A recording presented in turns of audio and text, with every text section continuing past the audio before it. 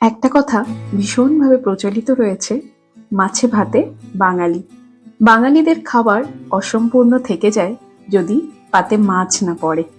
বিভিন্ন শুভ অনুষ্ঠানে মাছ কিন্তু কম্পালসারি। এবার আসি আমাদের বাড়ির কথায়।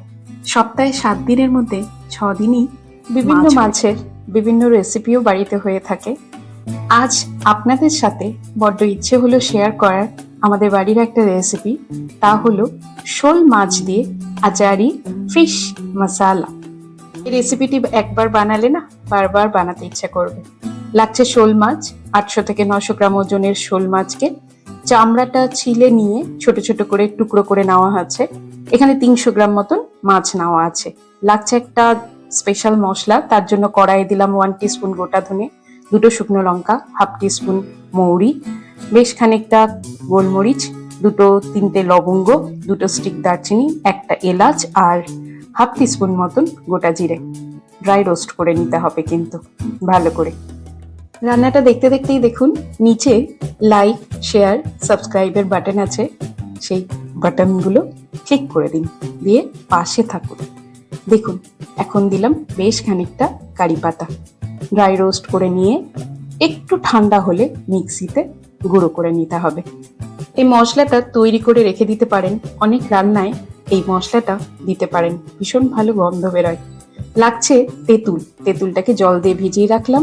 এদিকে আদা, রসুন, লঙ্কা বাটা রয়েছে। আর লাগছে পেঁয়াজ, 2টো পেঁয়াজকে কুচি করে নেওয়া হয়েছে। আর ওই যে তেঁতুলগুলা জলটা রাখা আছে এখানে।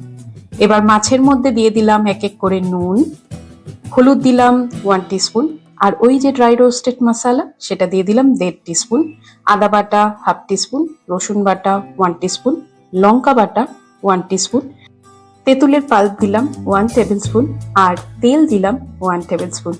এবার কিন্তু মাছটাকে ভালো করে মেখে রেখে দিতে হবে 10 থেকে 15 মিনিট মতন, যাতে মাছের মধ্যে মশলাগুলো ভালো করে ঢুকে যায়।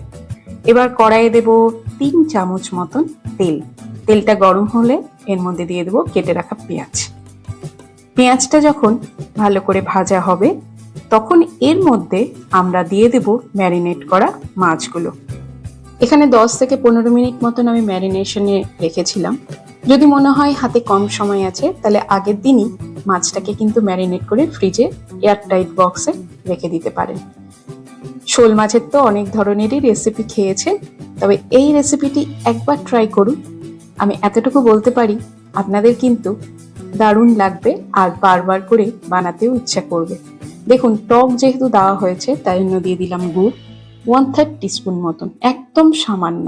গুড়টা দিয়ে আবারও ভালো করে মশলাটা কিন্তু কষিয়ে নিতে হবে। ঢাকা দিয়ে দিয়ে মিডিয়াম আঁচে মশলা কষালে খুব সুন্দর তেল ভেসে উঠবে। ড্রাই রোস্টেড মশলার মধ্যে কিন্তু একবার কারি পাতা দিয়েছি, তাই একদম শেষের দিকে ফ্রেশ কারি পাতা আবারও উপর থেকে ছড়িয়ে দেব, আর দেব সামান্য একটু জল। আমি এখানে ছোট কাপের হাফ কাপ মতন গরম জল দিলাম। এবার গ্যাসের আঁচটা মিডিয়াম করে দিয়ে ঢাকা দিয়ে 3 থেকে 4 মিনিট মতন ফোটালেই রেডি শোল মাছের এই দারুণ রেসিপিটি। দেখুন তেল কি সুন্দর উপরে ভেসে উঠেছে।